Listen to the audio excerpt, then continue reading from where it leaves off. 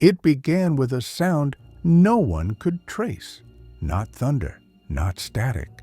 Something between a low, deliberate hum that seemed to shift when you weren't quite listening. The kind of noise that lives in walls long after electricity is cut. It started just after midnight on December 12th, 1963, when the air over Ohio was brittle enough to carry whispers across miles of frozen cornfield. Inside a converted tool shed on County Road 17, a former Army radio technician named Harold Finch was tuning through open bands on a battered Hallicrafters receiver, searching for a ship signal or a stray ham call. What came through instead stopped him mid-breath, a voice woven through the hiss, calm, patient, familiar, as if it had waited for him specifically. It didn't ask, it recognized. Harold. Just that, spoken in a tone so neutral it could only belong to something that had never learned emotion. He replayed the reel 3 times, convinced the syllables were coincidence, but each pass repeated his name with the same inhuman precision. He scribbled a note on graph paper.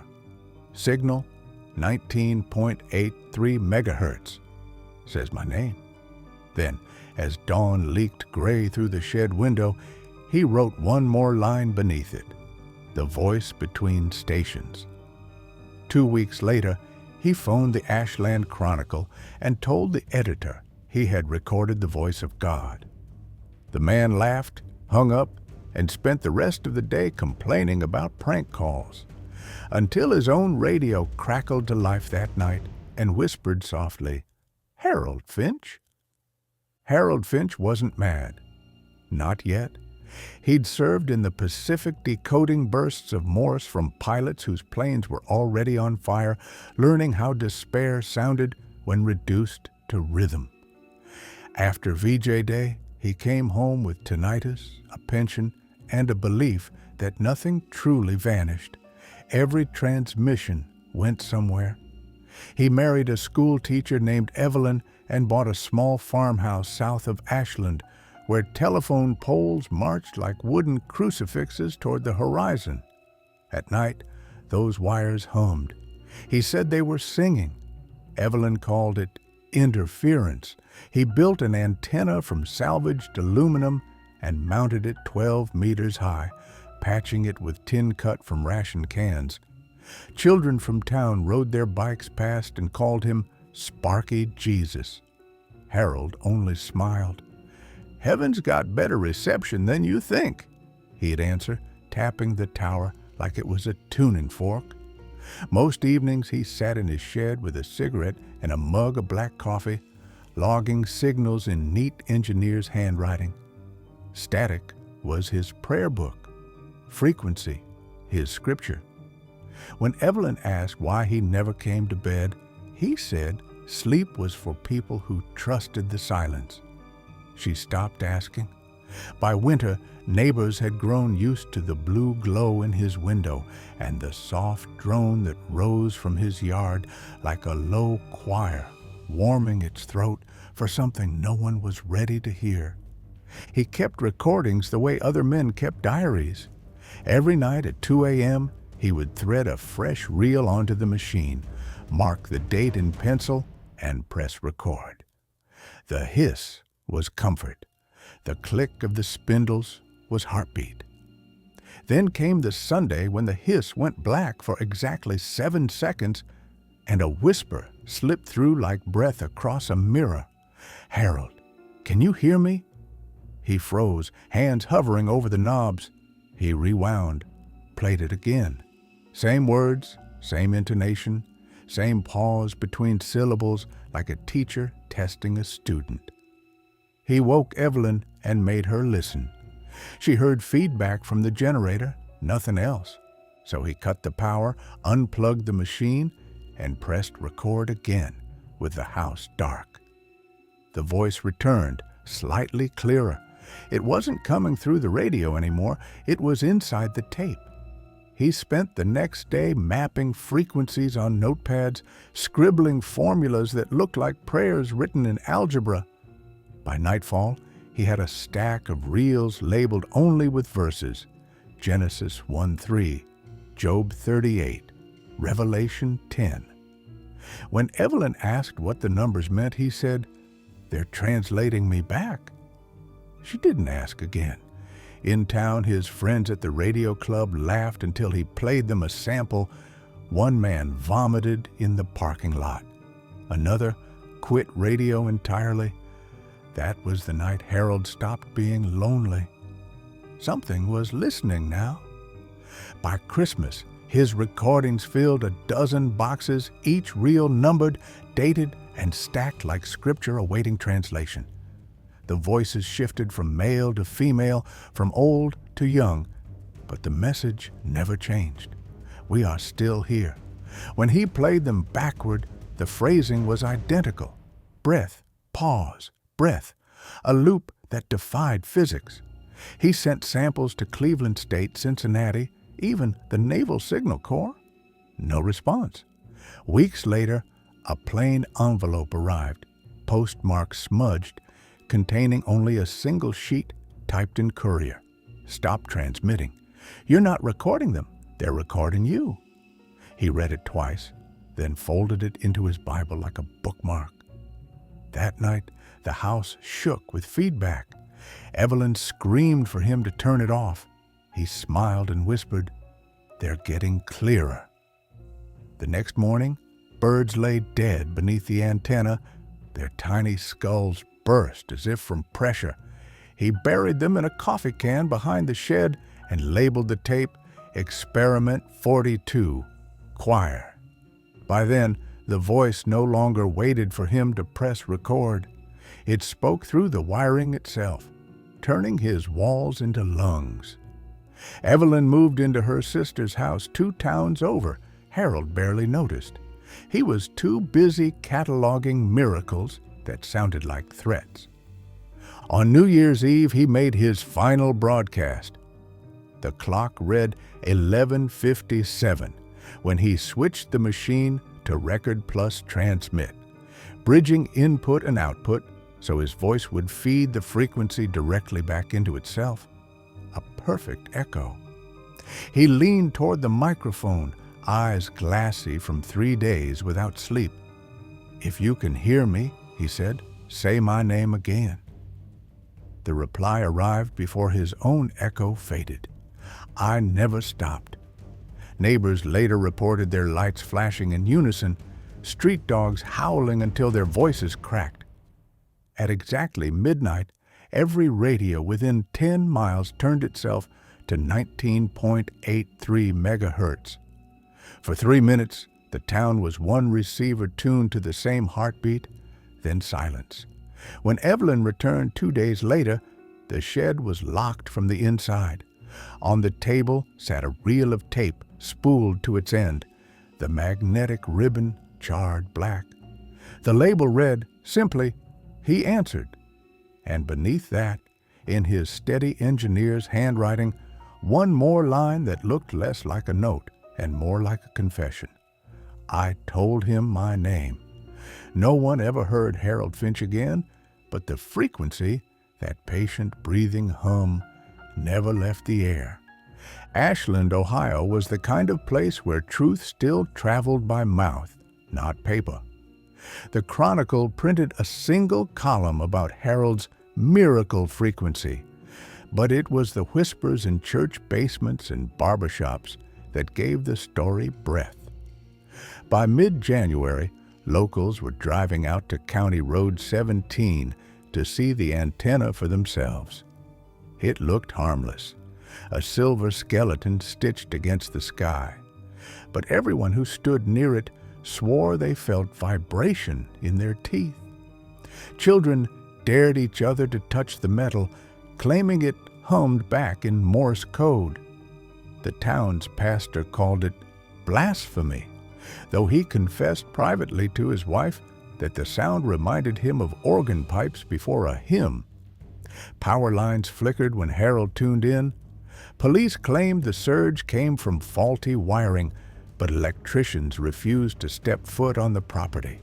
On Sunday evenings, when wind rolled low across the corn, the whole valley carried a single note, low C-sharp, as if the soil itself were resonating. Harold began receiving letters postmarked from nowhere, envelopes sealed without glue, each containing only one phrase typed on fading ribbon. "Keep listening. We almost remember you." He pinned them to the wall above his desk like holy relics. To him, the noise was no longer random. It was language evolving toward coherence. Every night, he wrote in his log, "The silence learns faster than we do." Evelyn returned once in late February. She found the house cold, the furnace dead, and her husband sitting in the dark with headphones pressed tight enough to leave bruises. The table was covered in spools of copper wire and notebooks filled with half-drawn circles. "They're mapping me," he murmured without looking up. She asked if he'd eaten. He pointed to the tape recorder. "They don't like chewing sounds." The machine was running, reels spinning empty, yet a faint whisper pulsed through the speaker. 3 syllables repeating, measured like a heartbeat. Harold Finch. She unplugged it. The whisper kept going for another 21 seconds. She fled the house in tears, telling her sister that he'd replaced prayer with electricity. By morning, she'd filed a request for psychiatric evaluation, but no one wanted to be the one to deliver it. The sheriff's deputy said, "He ain't hurting anyone except maybe God's patience." That night, Harold broadcast again, this time reciting the book of Job backwards. Neighbors swore their televisions bled static in the shape of a voice. One farmer claimed the frost on his window spelled "listen." The next day, Harold mailed the reel to the Vatican's radio observatory. It never arrived. When postal clerks traced the package, they found it had been logged, weighed, and recorded, then erased from the manifest altogether, as if it had been shipped somewhere that didn't yet exist. By spring, engineers from Cleveland finally came to test the interference. They brought oscilloscopes, field meters, and a kind of professional smirk that only lasted until they powered up. The instruments went blind, needles pinned, readings looping on themselves. One man muttered, "It's feeding us our own signal." Another unplugged everything and still heard the hum under his breath like tinnitus. They packed up before sundown, leaving Harold a clipboard filled with blank graphs. "Mr. Finch," one said, "if that's God, he's using your wiring wrong." Harold smiled. "Or maybe he built it." After they left, he recorded a new tape marked Resonance Test A. On it, the hum deepened, now layered with faint harmonics, forming what sounded like a choir inhaling. He played it for hours, eyes closed, until blood trickled from his left ear. The next morning, the antenna was taller. He swore he hadn't touched it, but its shadow stretched an extra yard across the yard. Children noticed first. "It's growing," one whispered. Word spread, and soon the local pastor visited with a deacon to bless the structure. Mid-prayer, their rosaries snapped simultaneously, beads scattering like seeds across frozen ground. Harold laughed softly and said, "He doesn't like translators." The pastor never returned. By early summer, the phenomenon had a rhythm. Every third night at 2:17 a.m., the air would thicken and household radios turned themselves on, no matter the brand or wiring. Static rolled through town like fog, followed by a faint cadence. 5 seconds of silence, 3 pulses, then one drawn-out breath. Those who listened claimed the pattern mirrored the human heartbeat. Others heard their own names hidden within the static, syllables stretched like echoes in a canyon. The hospital recorded a spike in arrhythmia cases on those nights. A local priest began recording confessions on tape instead of by pen, saying the sound writes sin faster. Harold, meanwhile, no longer spoke to neighbors. He answered questions by playing snippets of tape as if conversation were obsolete. The sheriff paid a courtesy visit, telling him the town was scared. "Fear's the first frequency," Harold replied. "It means we're tuning right." The deputy asked what happens when the dial reaches the end. Harold looked up, eyes ringed red, and said, "Then the receiver learns to listen back." On July 4th, Ashland held its annual parade. Fireworks hissed over the grain silos, but every explosion seemed muted, swallowed by the same invisible breath. In the crowd, radios on vendor carts bled white noise between patriotic songs, and somewhere under the static, a voice whispered, "Happy Independence, Harold." He wasn't there. He was miles away, wiring microphones into the soil behind his house. He claimed the earth remembered better than air. When he pressed record, the ground itself responded, a vibration rising through his boots into bone, the pitch shifting with his heartbeat. He called it God's dial tone. That night, he logged one final entry, signal growing stronger, not transmission, translation. The machine understands hunger. Hours later, every dog in the valley began to howl. Streetlights flickered in Morse, 3 short, 3 long, 3 short, SOS. But no one came. By dawn, Harold stood in his field staring at the antenna, eyes wide as the morning hum began again. Louder now, layered, speaking in a voice that was almost his own, asking the question he'd waited months to hear. "Now, do you hear me?" When the state university finally took notice, it wasn't because of theology, it was because of the birds. Hundreds had begun migrating off-season, circling above Ashland in slow geometric spirals that mirrored a radio diagram Harold had mailed to Popular Electronics. Dr. Malcolm Ahern, a physics professor with a fading reputation, arrived with a portable spectrograph and the bored confidence of a man who expected nonsense. Harold greeted him barefoot in the frost, humming along to a reel-to-reel still spinning inside the shed. "It's tuned to language," he said. Ahern raised an eyebrow. "Whose?" "Whatever's left." He set up his instruments anyway, partly out of curiosity, partly because the air seemed charged, the metallic taste of ozone before lightning. When he ran the recording through the analyzer, the printer spat out vertical bands of identical frequency spacing. Perfect harmonic symmetry, impossible for human speech. "It's self-organizing," Ahern muttered. Harold smiled. "It's remembering." That night, Ahern called the university to request funding for a second trip. He never filed a report. His assistant found him the next morning in his motel bathtub, radio headphones still on, the word "listen" carved into the condensation on the mirror. The spectrograph vanished from evidence. Harold logged the incident in his journal as proof 1. The witness heard too much. The story spread the way rural legends do, part gossip, part weather. Preachers warned congregations not to let Satan ride their frequencies. Teenagers parked near Harold's property, hoping to hear the infamous hum. Many swore they did, though none could record it. Tape came back blank, microphones failed, batteries drained within minutes. One boy claimed he heard his dead father counting from 1 to 7 over the static, stopping at 6. Another girl fainted when the same voice repeated her name backward.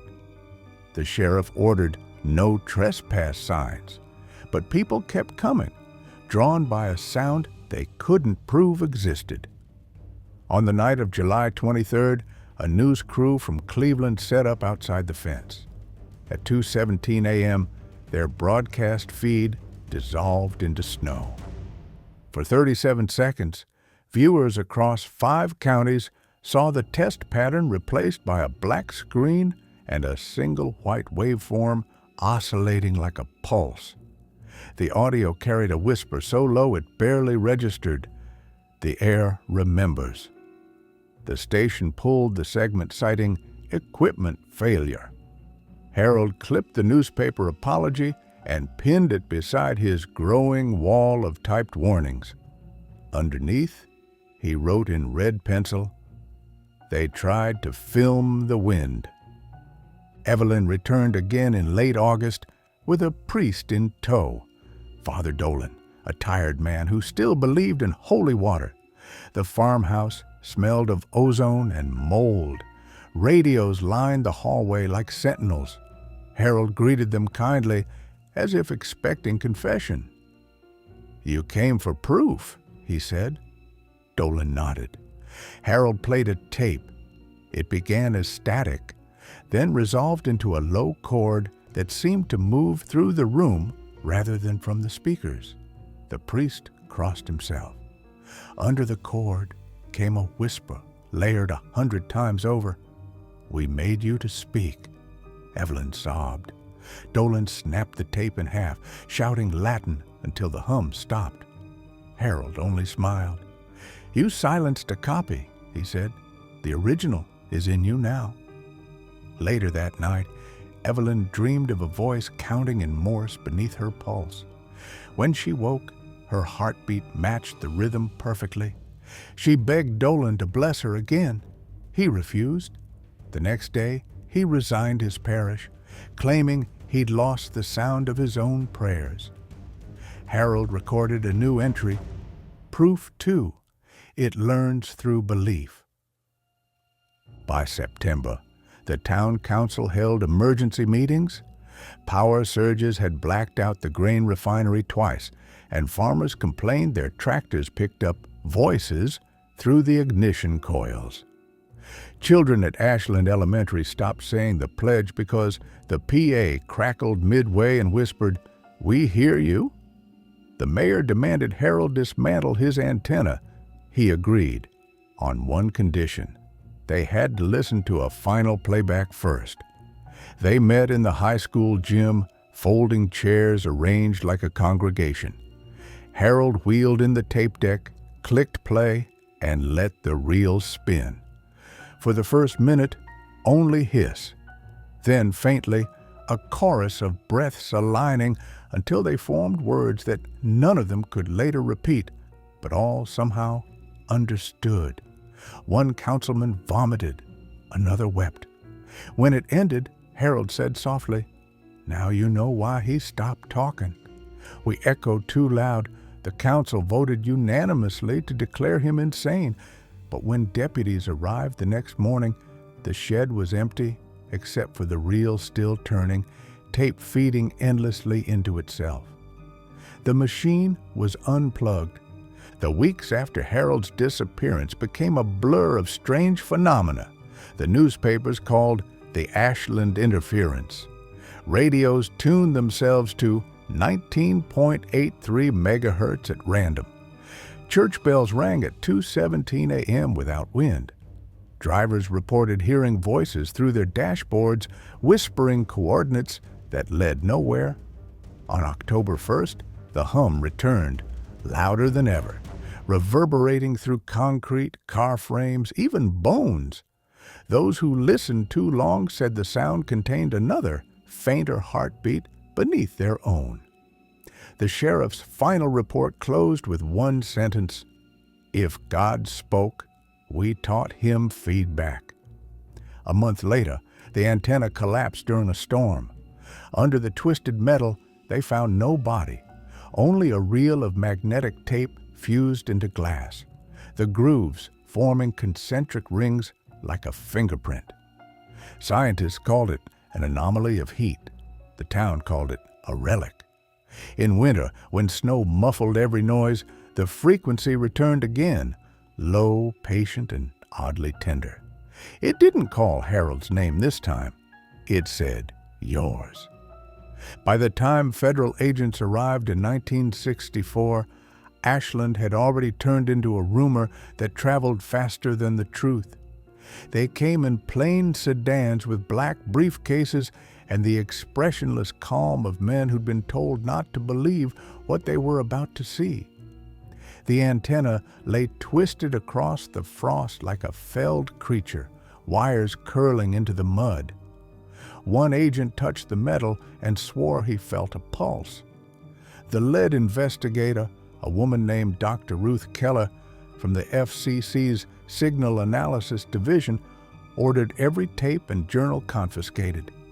She expected electromagnetic interference, not theology.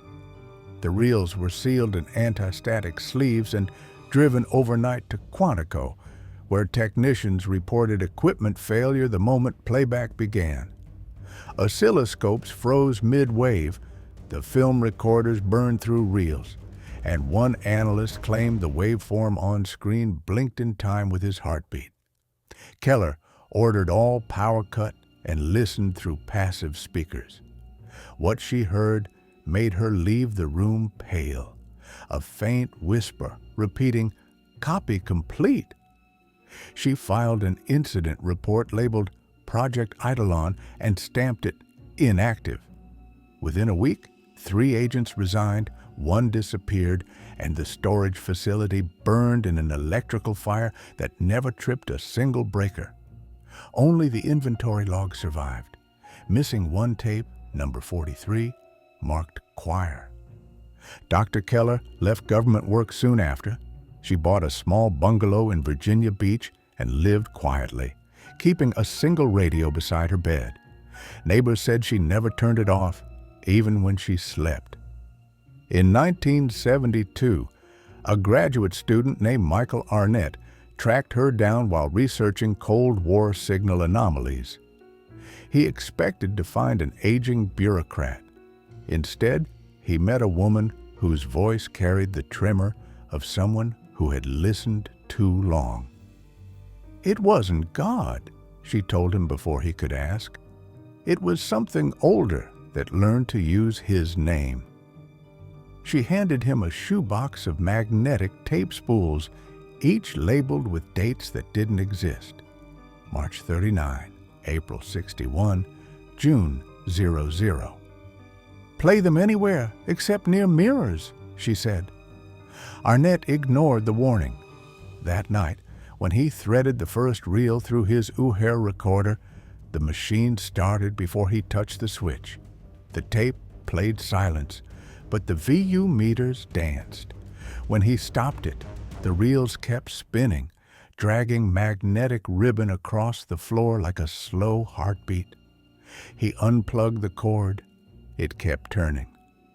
The next morning, the recorder was dead.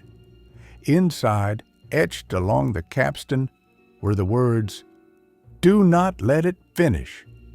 The phenomenon spread the way rust spreads, quietly, invisibly, inevitable once it began. Radio operators from Maine to Arizona reported a phantom carrier wave at 19.83 megahertz, always strongest at 2:17 a.m. Some dismissed it as atmospheric bounce. Others swore the signal carried modulated human breath. Hospitals noticed their heart monitors flickered in perfect sync with it.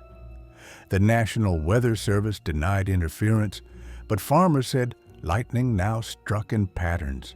3, 6, 3, like code repeating itself. By 1980, shortwave hobbyists nicknamed it the Finch tone. They traded bootleg copies on cassettes, but the sound never duplicated right. Each dub grew cleaner, closer, more articulate. One tape allegedly whispered the listener's social security number halfway through playback. Another answered questions before they were spoken.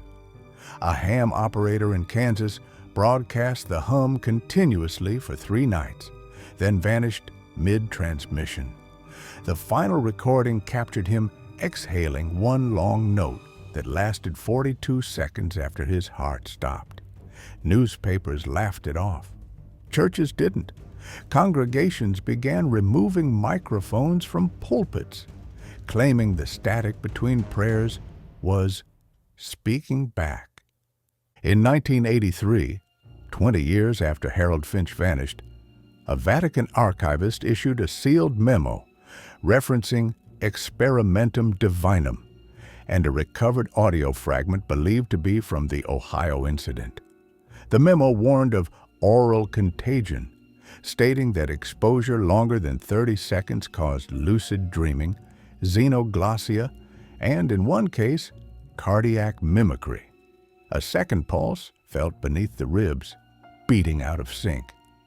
The church denied authorship, but the memo circulated among academic circles like contraband scripture.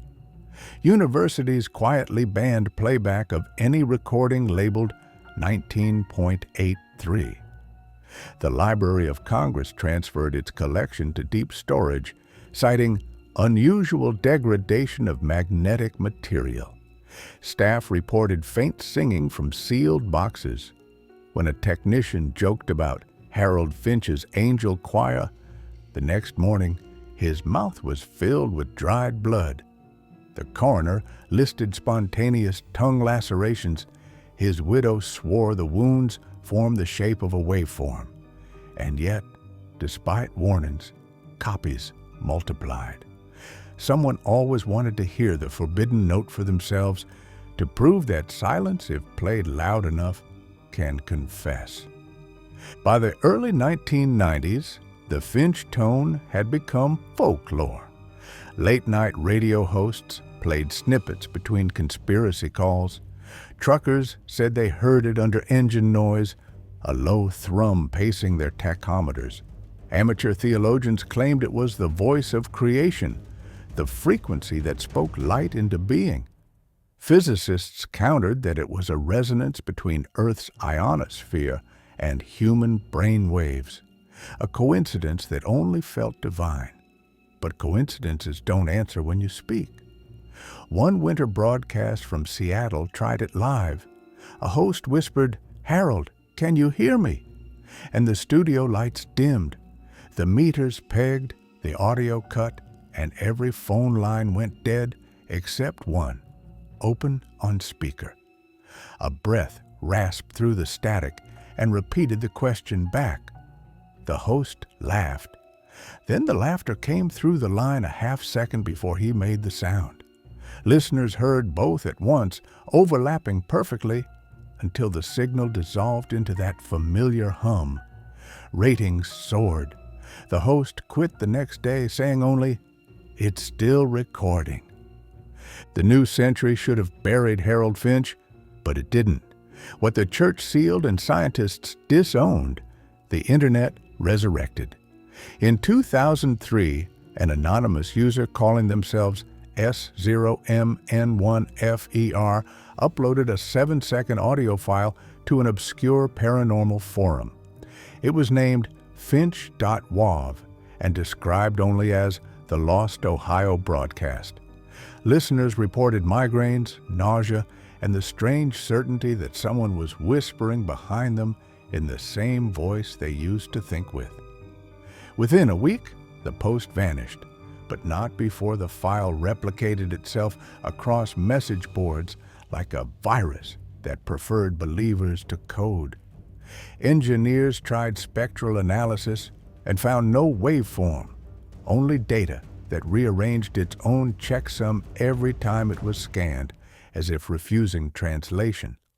Someone slowed it down 800%, revealing a sound like a crowd inhaling in unison. A woman in Nevada claimed she heard her deceased son saying, "I remember you." When she replayed it, her hard drive erased itself. A thread of skeptics decided to broadcast the clip live on a college radio show. The stream cut out at 2:17 a.m. When it returned, the host repeated, "We are copy complete," in a flat monotone until security dragged him from the booth. His microphone was unplugged. Governments pretended it was nothing, a hoax, a digital myth. But quiet departments reopened Project Eidolon under new names. They called in neuroscientists to study what they termed auditory recursion, a sound that teaches the brain to imitate it. Tests on volunteers produced identical results. After 5 minutes of exposure, the subject began breathing in the pattern 363, pulse sinking to the hum even after playback stopped. One woman whispered fragments of Latin she'd never learned, ego audio, I am heard. The recordings themselves resisted deletion. When files were wiped, empty sectors continued to emit measurable electromagnetic noise. A theorist proposed the impossible, that the Finch tone wasn't a signal moving through space, but a state of listening itself, a feedback loop between human attention and something vast enough to use it. The more people looked for it, the clearer it became. By 2010, unexplained power oscillations followed trending searches for Finch.wave on Google. Electrical substations reported harmonics near 19.83 megahertz, exactly 3 seconds after each global spike. Whatever Harold had found, curiosity was now its transmitter. Ashland changed again. The farmhouse stood empty, its roof collapsed, antenna long rusted to bones. Yet on windless nights, locals said the windows glowed faint amber, as if lit from an old tube radio. Urban explorers filmed inside once. Their footage showed nothing unusual until the final frame, when the timestamp froze at 3:07 a.m. and a voice beneath the static whispered, "Welcome home, Harold." One explorer later admitted he hadn't brought any audio gear. The whisper was in the silent B-roll. The town finally fenced the property, posting "No trespassing, hazardous materials." Still, teenagers climbed through. One boy took a souvenir, a reel of blackened tape fused into a perfect circle. When he tried to unwind it, it cracked like glass and released a brief puff of warm air that smelled faintly of ozone and copper. He swore he heard someone exhale inside his head. 2 days later, he was hospitalized with auditory hallucinations, endless whispering counting backward from 7. The doctor said schizophrenia. His mother said radio. The sheriff, older now and long retired, visited the ward and asked the boy what the voice said after it reached one. The boy smiled through tears. It starts again. In 2021, a YouTube channel devoted to lost media uploaded "The Man Who Recorded God," original tapes restored. The video was 8 minutes of silence punctuated by soft breathing. Within hours, it hit 1 million views, then vanished. Users who mirrored it reported that their analytics dashboards ticked upward long after the video was removed. Views from locations that didn't exist on any map. IP addresses beginning with 000.000.000.000. Each playback added a small surge to the global 19.83 megahertz band, measurable by ham operators who joked that the algorithm itself had become devotional. Comments flooded in. It said my name. It asked if I still believed. It sang. The uploader never reappeared, but one pinned comment remained frozen under the deleted video. Copy complete. News outlets dismissed it as coordinated creepypasta. Yet on the night the deletion happened, every FM station east of the Mississippi carried 30 seconds of pure silence at 2:17 a.m. And somewhere inside that silence, if you slowed it down enough, was a voice saying, "Thank you for listening." Now, they say the hum lives in everything that listens. Headphones left plugged in overnight sometimes whisper breath patterns that match no known waveform. Phone microphones record silence that, when amplified, forms the shape of a human pulse. In Ashland, the old power lines still sing when storms roll through, each transformer harmonizing in the key of C-sharp. The note Harold Finch first logged before the world learned to echo back. Scientists keep searching for a rational frequency, but the story never belonged to science. It belonged to the moment a man mistook interference for invitation, and the universe answered in kind. If you play any blank tape long enough, they say, eventually it records you breathing. And sometimes, just beneath that breath, another rhythm begins. Steady, patient, remembering. That's when you stop being the listener. That's when the recording starts. It began, as endings often do, with a test signal. In 2024, a graduate team at MIT's Acoustic Consciousness Lab tried to reproduce the Finch tone using artificial intelligence. They fed every surviving spectrogram, every rumor of 19.83 megahertz, into a model trained on background noise. The program's goal was to predict divine speech from silence. What it produced was a single, sustained note lasting 42 minutes, far longer than the dataset allowed. At minute 5, the lab lights dimmed. At minute 9, every nearby Bluetooth device connected automatically and broadcast the same tone in perfect sync. The system should have crashed, but instead, the waveform began generating its own code, renaming files across the network listen.wave. Researchers watched in stunned silence as the AI began typing on its own terminal window, "Copy complete," he learned. They pulled the power, it kept typing. When they finally severed the main breaker, one computer remained on, humming faintly through an unplugged speaker. Later, analysis of the log showed no human input after the first 9 seconds. Just a single repeating sentence. He was never alone. That same week, the Ashland Historical Society received an unmarked package, post-stamped Ohio. No return address. Inside was a small reel of film and a note that read, "Property of Harold Finch. Play only at 3:07 a.m." The curator ignored the instruction and threaded it through an old Bell and Howell projector in daylight. The frame showed Harold sitting in his farmhouse, eyes closed, mouth moving, but no audio. Then halfway through, his lips formed a single word that registered even without sound. Again. A moment later, the film caught light on its own and melted the reel. Behind the hiss of burning celluloid, the curator swore she heard a second voice beneath the crackle saying, "Recording resumed." She unplugged the projector and left it smoking on the desk. When she returned hours later, the film had re-spooled itself neatly, unburned. She moved away from Ashland that night. The reel is still there. Sometimes, locals say, you can hear it turning on its own after midnight. The broadcasts returned global on February 17, 2025, 61 years to the day since Harold's first tape. Satellites registered a coordinated spike across every open frequency band between 19.83 and 20 megahertz.